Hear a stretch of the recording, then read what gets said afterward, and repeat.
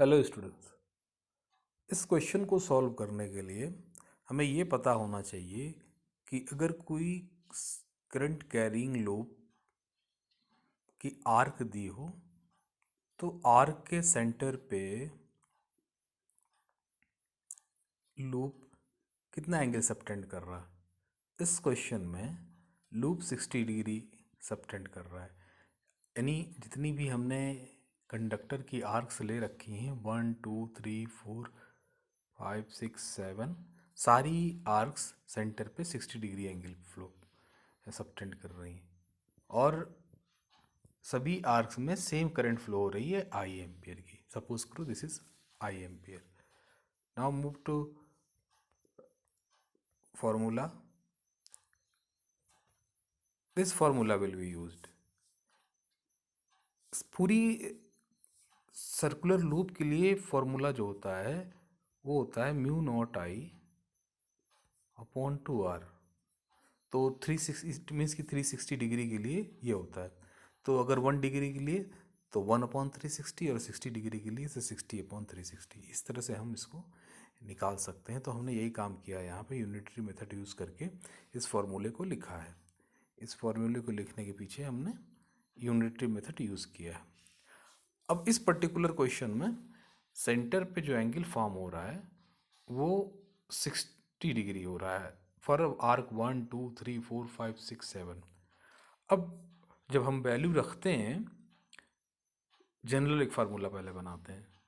मान लीजिए कि मैग्नेटिक फील्ड V1 है सेंटर पे ड्यू टू फर्स्ट आर्क और उसकी रेडियस R1 है। तो ये 60 डिग्री एंगल सबटेंड कर रहा है, तो 60/360 रख देंगे, अल्फा इक्वल्स टू 60/360। तो फॉर्मूला हो जाएगा mu not I upon 12r1, क्योंकि सिंप्लीफाई करने पे ये हमें मिल जाएगा। अब इस पर्टिकुलर क्वेश्चन में जो R1 की वैल्यू है वो 1 मीटर है। ये 1 मीटर है R1 यहाँ पे, देख लो। तो हमने 1 मीटर रख दिया तो ये फॉर्मूला हो गया R1 की जगह पे। अब R1 की वैल्यू सब्सटीट्यूट करने पे और म्यू नॉट की वैल्यू सब्सटीट्यूट करने पे I के टर्म्स में मैग्नेटिक फील्ड हो गई 4π10⁻⁷ I/12 Tesla. This is the magnetic field. अब डायरेक्शन का देखिए, डायरेक्शन क्या होगी। डायरेक्शन ये है कॉन्सेप्ट इसका कि अगर करंट सर्कुलर लूप में एंटी क्लॉकवाइज फ्लो करती है तो आउटवर्ड नॉर्मल होती है मैग्नेटिक फील्ड सेंटर पे। इस फर्स्ट आर्क में करंट एंटी क्लॉकवाइज फ्लो हो रही है तो सेंटर पे मैग्नेटिक फील्ड आउटवर्ड नॉर्मल होगी। ये जो कॉन्सेप्ट है ये डायरेक्शन का, ये निकाला गया है राइट हैंड थंब रूल से। उसको सिंप्लीफाई करके निकाला गया है कि अगर हमारे कर्ल फिंगर्स जो हैं वो करंट की डायरेक्शन में हैं तो थंब मैग्नेटिक फील्ड की डायरेक्शन में इंडिकेट करता है। अगर यहाँ पे हम देखें अपने राइट हैंड की कर्ल फिंगर्स को करंट की डायरेक्शन में घुमाते हैं तो थंब जो होगा वो आउटवर्ड नॉर्मल होगा या अपवर्ड नॉर्मल होगा, तो मैग्नेटिक फील्ड अपवर्ड नॉर्मल होगी।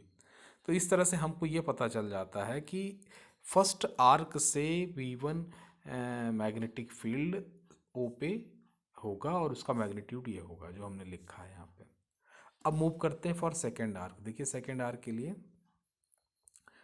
आर्क के लिए फॉर्मूला यही लगेगा और रेडियस चेंज हो जाएगी। रेडियस जो है वो 1 + 1 2 मीटर हो जाएगी और डायरेक्शन ऑफ करंट चेंज हो जाएगी। इस फर्स्ट लूप में करंट एंटी क्लॉकवाइज है और सेकेंड लूप में करंट क्लॉकवाइज है। तो direction of magnetic field outward normal के बजाय यहाँ पे आउटवर्ड नॉर्मल है, वहाँ पे इनवर्ड नॉर्मल हो जाएगी। आते हैं सेकेंड लूप के लिए। देख लीजिए यहाँ पे क्या है पहले कि करंट है आई और रेडियस है 2 मीटर। तो इस फॉर्मूले में हमें आई रखना है R1 की जगह पे और R2 की जगह पे 2 मीटर रख देना है, या R1 की जगह पे 2 मीटर रख देना है। चलते हैं आगे। देखिए हमने क्या किया, यहाँ पे R2 की जगह पे 1 + 1 2 मीटर रख दिया। अब इस वैल्यू को हम फिर से रखते हैं R2 की जगह 2 मीटर, तो ये मिल जाएगा। म्यू नॉट की वैल्यू वही 4π10⁻⁷ आई टेस्ला। तो लेकिन डायरेक्शन हो जाएगी इसकी इनवर्ड हो जाएगी। ऐसे सक्सेसिवली करते चले जाएंगे लास्ट तक। अब जब हम सभी लूप को देखते हैं तो जो नेट मैग्नेटिक फील्ड होती है उनका वेक्टर सम होती है। उन्होंने क्या लिखा है, V1 vector plus V2 vector plus up to V7 vector. इन सभी वेक्टर्स में डायरेक्शन एक दूसरे की अपोजिट है, b1 की b2 के अपोजिट, b2 की b3 के अपोजिट।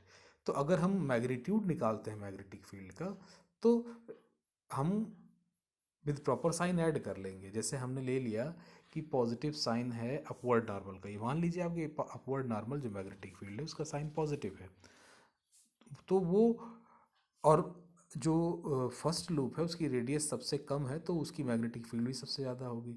तो b1 को हमने पॉजिटिव दिया अपवर्ड नॉर्मल, ऐसे b2 को नेगेटिव दिया, b3 को पॉजिटिव, b4 को नेगेटिव, b5 को पॉजिटिव, b6 को नेगेटिव, b7 को पॉजिटिव।